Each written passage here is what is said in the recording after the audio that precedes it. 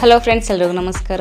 ನೋಡಿ, ಇಲ್ಲಿ ಯಾದಗಿರಿ ಜಿಲ್ಲೆಯಲ್ಲಿ ಪ್ರಧಾನ ಜಿಲ್ಲಾ ಮತ್ತು ಸತ್ರ ನ್ಯಾಯಾಧೀಶರ ನ್ಯಾಯಾಲಯದಲ್ಲಿ ಇಲ್ಲಿ ಕಲ್ಯಾಣ ಕರ್ನಾಟಕದಲ್ಲಿ ಪ್ರೊಸೆಸ್ ಸರ್ವರ್ ಹುದ್ದೆಗೆ ಸಂಬಂಧಿಸಿದಂತೆ ಇಲ್ಲಿ ನೇರ ನೇಮಕಾತಿಗಾಗಿ ಅರ್ಹ ಅಭ್ಯರ್ಥಿಗಳಿಂದ ಇಲ್ಲಿ ಆನ್ಲೈನ್ ಮೂಲಕ ಇವರು ಅರ್ಜಿಗಳನ್ನು ಆಹ್ವಾನಿಸಿದ್ದಾರೆ. ಮೊದಲನೇದಾಗಿ ಈ ಒಂದು ಹುದ್ದೆಗೆ ಸಂಬಂಧಿಸಿದಂತೆ ಕೆಲವು ಇಂಪಾರ್ಟೆಂಟ್ ದಿನಾಂಕಗಳನ್ನು ನೋಡ್ತಾ ಹೋಗೋದಾದರೆ, ಆನ್ಲೈನ್ ಮುಖಾಂತರ ಅರ್ಜಿಗಳನ್ನು ಸಲ್ಲಿಸಲು ಆರಂಭ ದಿನಾಂಕ 13/3/2026 ಓಪನ್ ಆಗಿದ್ದು, ಕೊನೆಯ ದಿನಾಂಕ 12/4/2026 ಲಾಸ್ಟ್ ಡೇಟ್ ಇರುತ್ತೆ. ಓಕೆ, ಮತ್ತು ಶುಲ್ಕ ಪಾವತಿಸಲು ಕೊನೆಯ ದಿನಾಂಕ 13/4/2026 ಲಾಸ್ಟ್ ಡೇಟ್ ಇರುತ್ತೆ. ಓಕೆ, ನೀವು ಇದಕ್ಕೆ ಅಪ್ಲಿಕೇಶನ್ ಹಾಕಬೇಕು ಅಂದರೆ ಇವರೊಂದು ಅಫಿಷಿಯಲ್ ವೆಬ್ಸೈಟ್ ಆದಂತಹ yadgiri.districtcourt.government.in ಈ ಒಂದು ವೆಬ್ಸೈಟ್ಗೆ ಹೋಗಿ ನೀವು ಆನ್ಲೈನ್ ಮುಖಾಂತರ ನೀವು ಅಪ್ಲಿಕೇಶನ್ ಹಾಕಬೇಕಾಗುತ್ತೆ. ಓಕೆ, ನಂತರ ಈ ಒಂದು ಹುದ್ದೆಗೆ ಸಂಬಂಧಿಸಿದಂತೆ ಇಲ್ಲಿ 9 ವೇಕೆನ್ಸಿನವರು ಕನ್ಫರ್ಮ್ ಮಾಡಿದ್ದಾರೆ. ಇವರೊಂದು ವೇತನ ಶ್ರೇಣಿ ತಿಂಗಳಿಗೆ 31,775 ರೂ ಇಂದ 61,300 ತನಕ ಇವರೊಂದು ವೇತನ ಇರುತ್ತೆ. ಓಕೆ, ಇದ್ರ ಜೊತೆ ನಿಮಗೆ ಇತರ ಭತ್ಯೆಗಳು ಸಹ ಇರುತ್ತೆ. ನಂತರ ಇಲ್ಲಿ ಕ್ಯಾಟಗರಿ ವೈಸಲ್ಲಿ ಡಿವೈಡ್ ಮಾಡಿ ಕೊಟ್ಟಿದ್ದಾರೆ. ನಾವು ಟೋಟಲಾಗಿ ನೋಡ್ತಾ ಹೋಗೋದಾದರೆ, ಸಾಮಾನ್ಯ ವರ್ಗದಲ್ಲಿ 6 ವೇಕೆನ್ಸಿ, ಪರಿಶಿಷ್ಟ ಜಾತಿಯಲ್ಲಿ 1 ವೇಕೆನ್ಸಿ, ಪ್ರವರ್ಗ 2A ದಲ್ಲಿ 2 ವೇಕೆನ್ಸಿ. ಸೊ ಟೋಟಲಾಗಿ 9 ವೇಕೆನ್ಸಿ ನೀವು ಕನ್ಫರ್ಮ್ ಮಾಡಿದ್ದಾರೆ. ಓಕೆ, ನಂತರ ವಿದ್ಯಾರ್ಥಿನ ನಾವು ನೋಡ್ತಾ ಹೋಗೋದಾದರೆ, ಇಲ್ಲಿ ಕರ್ನಾಟಕ ಪ್ರೌಢ ಶಿಕ್ಷಣ ಪರೀಕ್ಷಾ ಮಂಡಳಿಯಿಂದ ನಡೆಸುವ SSLC ಪರೀಕ್ಷೆಯಲ್ಲಿ ನೀವು ಉತ್ತೀರ್ಣರಾಗಿರಬೇಕು ಅಥವಾ ತತ್ಸಮಾನ ವಿದ್ಯಾರ್ಥಿಯನ್ನು ನೀವು ಹೊಂದಿರಬೇಕು ಅಂತ ತಿಳಿಸಿದ್ದಾರೆ. ಹಾಗೂ ಲಘು ವಾಹನ ಚಾಲನಾ ಪರವಾನಗಿ ಅಂದರೆ ನೀವು ಡ್ರೈವಿಂಗ್ ಲೈಸೆನ್ಸನ್ನು ಸಹ ನೀವು ಹೊಂದಿರಬೇಕು.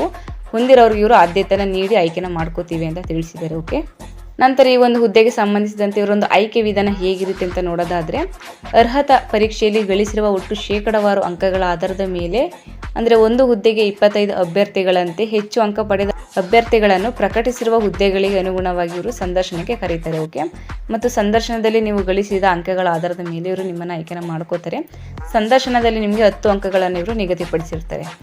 ನಂತರ ಇಲ್ಲಿ ಮಹಿಳಾ ಮತ್ತು ಮಾಜಿ ಸೈನಿಕ ಮೀಸಲಾತಿಯಲ್ಲಿ ಅರ್ಹ ಅಭ್ಯರ್ಥಿಗಳು ಲಭ್ಯವಿರದೇ ಇದ್ದ ಪಕ್ಷದಲ್ಲಿ ಆ ಒಂದು ಹುದ್ದೆಗಳನ್ನು ಇವರು ಆಯಾ ಪಂಗಡದ ಇತರೆ ಅಭ್ಯರ್ಥಿಗಳಿಂದ ಇವರು ಭರ್ತಿ ಮಾಡ್ಕೊಳ್ತಾರೆ. ಓಕೆ, ನಂತರ ವಯಸ್ಸಿನ ಮಿತಿ ಹಾಗೂ ಏಜ್ ರಿಸೆಕ್ಷನ್ ನಾವು ನೋಡ್ತಾ ಹೋಗೋದಾದರೆ, ಕನಿಷ್ಠ ಅಂದ್ರೆ 18 ವರ್ಷ ತುಂಬಿರಬೇಕು.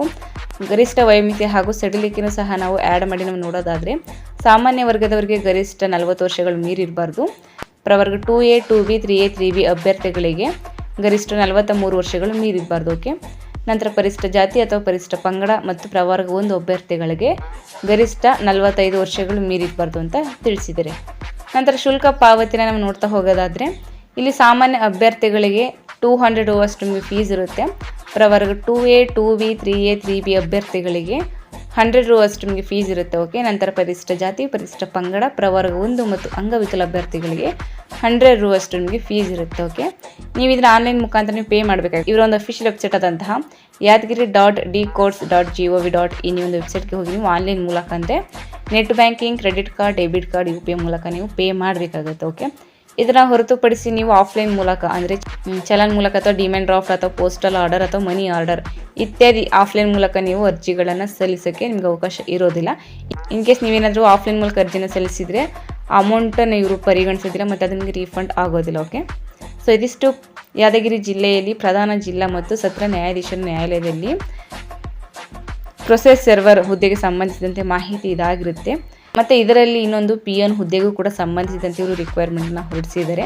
ಅದನ್ನು ನಾನು ನಿಮಗೆ ನೆಕ್ಸ್ಟ್ ವೀಡಿಯೋದಲ್ಲಿ ತಿಳಿಸ್ಕೊಡ್ತೀನಿ. ಓಕೆ, ಮತ್ತು ಇಂಟ್ರೆಸ್ಟ್ ಇದಕ್ಕೆ ಅಪ್ಲಿಕೇಶನ್ ಹಾಕಬೇಕು ಅಂದರೆ ಇವರೊಂದು ಅಫಿಷಿಯಲ್ ವೆಬ್ಸೈಟ್ಗೆ ಹೋಗಿ ನೀವು ಅಪ್ಲೈ ಮಾಡಬೇಕಾಗುತ್ತೆ. ಇಲ್ಲಾಂದರೆ ನಾನು ಒಂದು ವಿಡಿಯೋ ಡಿಸ್ಕ್ರಿಪ್ಷನ್ಲಿ ವೆಬ್ಸೈಟನ್ನು ಲಿಂಕ್ ಕೊಟ್ಟಿರ್ತೀನಿ. ಸೊ ಇಂಟ್ರೆಸ್ಟ್ ನೀವು ಲಿಂಕ್ ಕ್ಲಿಕ್ ಮಾಡಿ ನೀವು ಅಪ್ಲಿಕೇಶನ್ ಹಾಕಬೇಕು ಆಗುತ್ತೆ. ಓಕೆ, ಮತ್ತು ಈ ಒಂದು ವಿಡಿಯೋ ಇಷ್ಟದಲ್ಲಿ ದಯವಿಟ್ಟು ಒಂದು ಲೈಕ್ ಮಾಡಿ, ಶೇರ್ ಮಾಡಿ, ಮತ್ತು ಹೀಗೆ ಒಂದು ಹೆಚ್ಚಿನ ಜಾಬ್ ಅಪ್ಡೇಟ್ಸ್ಗಳಿಗಾಗಿ ನಮ್ಮ ಯೂಟ್ಯೂಬ್ ಚಾನಲ್ ಸಬ್ಸ್ಕ್ರೈಬ್ ಮಾಡಿ ಸಪೋರ್ಟ್ ಮಾಡಿ ಫ್ರೆಂಡ್ಸ್. Thank you.